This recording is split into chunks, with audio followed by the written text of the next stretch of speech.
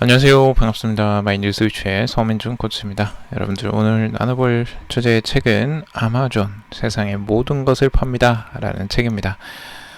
이 책은 여러분들 보시면 아시겠지만 전 세계의 최대의 전자상거래 업체로 성장한 아마존에 관한 책입니다. 아마존의 CEO 제프 베조스를 기준으로 해서 이 아마존의 성장 스토리를 이야기해 놓은 책이고요. 이 책은 이제 그 아마존의 CEO인 제프 베조스가 직접 쓴 건 아니고 그 브래드 스톤이라는 저자, 뉴스윅과 뉴욕타임즈 등에서 16년간 실리콘밸리 전문 기자로 활동해온 브래드 스톤이 직접 쓴 책입니다. 이 책은 단순하게 그냥 그 제프 베조스에 대한 이야기를 주변에서 듣고 쓴 게 아니고 직접적으로 인터뷰를 300회 이상 했고요. 그리고 그 주변의 사람들에게도 직접적으로 인터뷰를 해서 아주 구체적으로 제프 베조스에 대한 인물에 대한 그 구체적인 스토리와 그리고 아마존을 어떻게 창업을 하게 됐고 창업을 해서 어떻게 전 세계의 최대의 전자상거래 업체로 성장을 시킬 수 있었는지에 대한 이야기들이 같이 녹아져 들어가 있습니다. 여러분들이 이제 어떤 사업을 하면서 그 영감을 얻기 위해서 이 책을 읽어보시는 것도 괜찮고, 꼭 사업이 아니더라도 여러분들이 그 성장하는데 도움이 될 수 있는 그런 이야기들도 있거든요. 그래서 여러분들이 한번 참고적으로 읽어보셔도 좋을 것 같고, 그리고 여러분들의 업을 이끌어가는데 좀 도움이 될 만한 내용들도 제가 좀 추려봤습니다. 그 부분도 같이 한번 들어보시면 도움이 되겠습니다. 도움이 되신다면 좋아요, 구독, 댓글 달아주시면 감사하겠고요. 지금 아마존은 1995년도 7월에 온라인 서점으로 첫 발걸음을 떼었습니다. 그래서 그때 당시 직원은 제프 베조스와 부인 맥켄지밖에 없었고요. 그리고 엔지니어 1명이 있었어요. 그래서 총 3명인데 그 회사가 세계 최대의 전자상거래 업체로 성장을 했죠. 지금 거의 20년 좀 넘는 기간 동안 세계 최대의 업체가 됐고, 초기부터 아마존의 목표는 근데 에브리싱 스토어라고 합니다. 그래서 전부 다 팔겠다는 거죠. 모든 것들을. 처음에는 책을 중점적으로 팔았지만 그 책뿐만 아니라 DVD, 음반, 컴퓨터, 소프트웨어, 전자제품 등으로 카테고리를 차츰 넓혀갔고, 지금은 이제 장난감, 주방용품, 가구, 의류, 뷰티, 소비재와 관련된 거의 모든 분야의 상품을 팔고 있습니다. 이게 이제 직접적으로 원래는 아마존에서 판매를 했지만 그게 이제 그 조금 더 확장이 돼가지고 직접적으로 소매상들이 직접적으로 이제 그 상품을 올릴 수가 있어요. 개인들도 이제 그 올리는 게 가능하지였고요. 그래서 그렇게 상품들이 엄청나게 다양해졌고 정말 거의 모든 제품들이 이 아마존이라는 그 쇼핑몰에서 그 판매와 구매가 엄청나게 일어나고 있습니다. 지금 우리나라에서도 이제 그 아마존이 있죠. 그래서 그게 전 세계적으로 판매되는데 중간적인 역할들을 지금 해주고 있다라고 알고 있는데, 정말 어마어마한 업체입니다. 지금 아마존 전 세계에 정말 모르는 사람이 거의 없을 정도로 정말 엄청난 성장을 한 업체라고 할 수가 있죠. 최근에는 지금 2014년도에 워싱턴 포스트를 인수를 했고요. 그리고 우주 산업에까지 과감히 투자를 하고 있습니다. 블루 오리진이라는 그 회사를 또 운영을 하고 있죠. 자, 여기에서 지금 아마존의 CEO인 제프 베조스가 아마존의 성장 요인으로 꼽는 3가지가 있습니다. 제프 베조스가 직접 이야기한 건데요. 이렇게 이야기를 하고 있어요. 우리는 진정 고객 중심적이고 진정 이 사업을 장기적으로 바라보고 있으며 진정 창조를 즐깁니다 라고 이 3가지를 꼽고 있습니다. 먼저 첫 번째가 이제 고객 중심적인데요. 이 첫 번째 손가락으로 꼽히는 이 최고 가치 고객 중심입니다. 그냥 구호로 있는 게 아니고요. 직접적으로 제프 베조스가 이제 비서와 함께 자신의 이메일 주소 제프 아마존.com으로 온 모든 이메일을 읽는다고 합니다. 그 바쁜 와중에 이걸 어떻게 다 읽는지 좀 이해는 안 되지만, 그래서 제프 베조스가 이제 직접 읽었는데 그 고객들이 이제 불만 내용을 막 보낼 거 아니에요. 컴플레인 내용들을 막 보냈는데 제프 베조스가 그걸 읽어요. 읽으면은 그걸 어떻게 하냐면 그 담당 임원들이나 그 직원들에게 직접 이메일을 토스해 줍니다. 근데 거기에 이제 이메일의 맨 윗부분에다가 물음표만 추가를 한대요. 그래서 해당 중역이나 이제 직원들에게 전달이 되면 그 이메일을 받은 당사자는 이제 시한폭탄을 받은 것과 비슷한 상황이 된대요. 그래서 그걸 빨리 처리를 해야 되는 거예요. 고객이 왜 불평을 했는지, 그 원인이 어디에서 비롯됐는지, 무엇이 문제인 등을 이제 조사해가지고 관리자들의 승인을 받은 다음에 CEO에게 직접적으로 답변을 해야 된다고 합니다.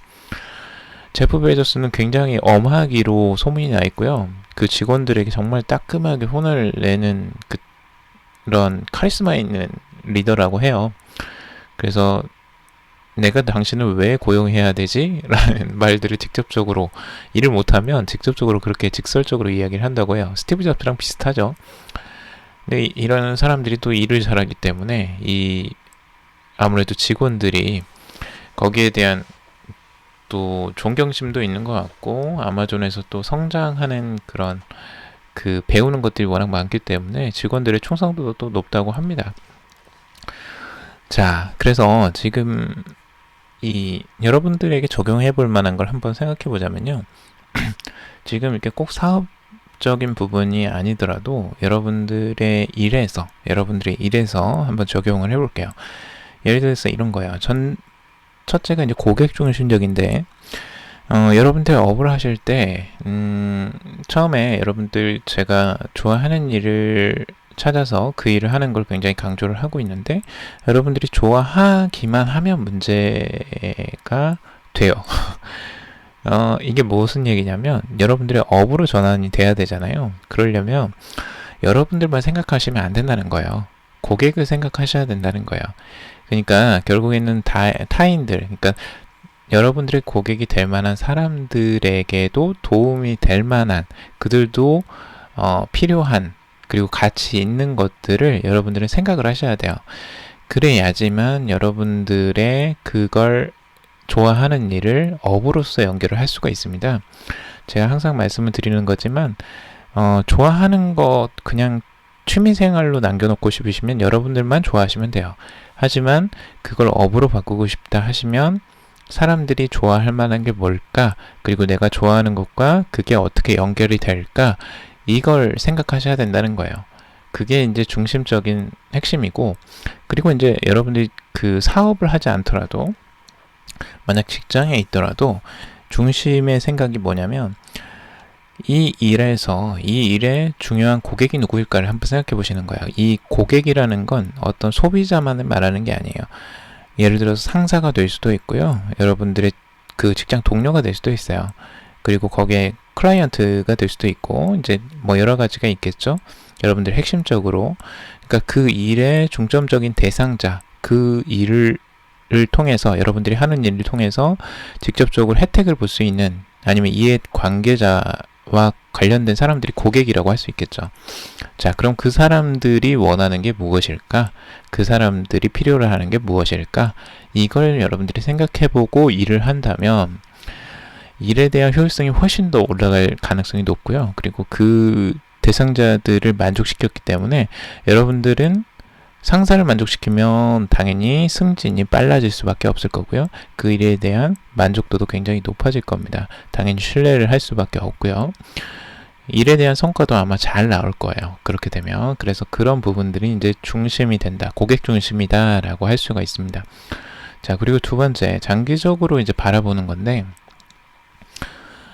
지금 아마존이 처음에 이 제프 베조스가 이 사업을 시작했을 때 그 도서 판매업으로 이제 시작을 했죠. 그래서 그 책을 인터넷으로 판매를 했던 거예요. 근데 그게 이제 시작이었지만 그 제프 베조스의 큰 그림은 이미 모든 거, Everything Store라고 해서 모든 걸 판매하겠다라고 이미 비전을 가지고 있었어요.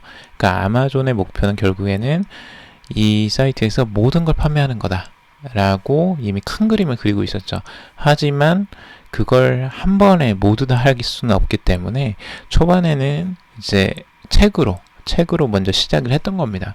그래서 책이 잘 판매가 되기 시작하면서 상품을 하나씩 늘려가기 시작했고, 뭐 DVD나 음반 이런 것들로 영역을 넓혀가기 시작했던 거죠. 그래서 처음부터 굉장히 장기적으로 그 그림을 그리고 있었고, 그리고 이 아마존이 초기에 굉장히 적자였습니다.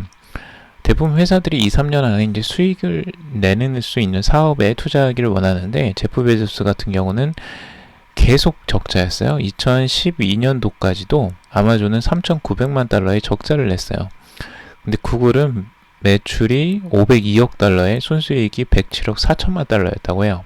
그러니까 구글에 비하면 진짜 아마존은 답답한 상황이었던 거죠.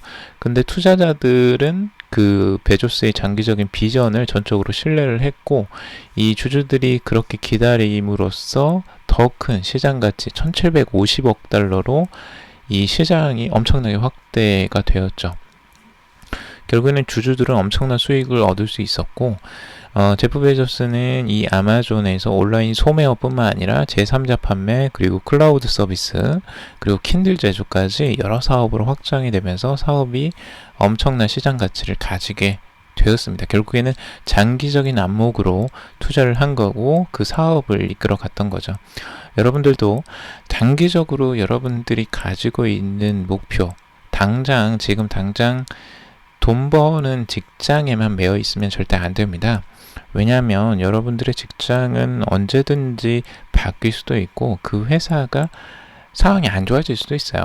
그래서 여러분들이 지금처럼 월급을 받아가면서 직장 생활을 한다라는 걸 평생 가져갈 수 있다라는 생각으로 가면 절대 안 돼요. 그래서 장기적으로 내가 가야 할 길을 여러분들이 탐색을 해보시고, 내가 가고 싶어하는 길을 장기적인 비전을 가지고 그려보는 게 좋습니다. 그리고 그걸 위해서 틈나는 시간마다 여러분들 남는 주말 시간이나 좀 여유 시간에 그걸 찾아보거나 그걸 준비하는 시간으로 갖는 게 진짜 중요하죠. 저도 직장을 다닐 때에는 그런 식으로 했던 것 같아요. 굉장히 두려웠어요. 처음부터 저도 준비를 했던 건 아니었지만, 장기적으로 바라보니까 내가 10년, 20년 후에도 이 회사를 다닐 수 있을까?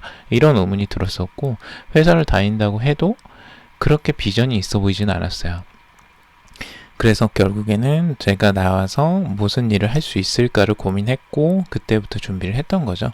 그래서 제가 이제 책도 읽어보고 강의도 들어보고, 그때부터 뭐 자격증도 준비를 해보고 여러 가지를 했었고, 그렇게 준비가 된 다음에 이제 회사를 나와서 제 코칭 일을 할 수가 있었던 거죠. 그래서 여러분도 장기적으로 한번 바라보시고 여러분들 계획들을 한번 세워보시길 바라고, 그리고 세 번째, 창조를 즐긴다라는 겁니다. 여러분들이 창조를 즐긴다라는 건 결국에는 여러분들이 무언가를 스스로 만들어낼 수 있다라는 거고요.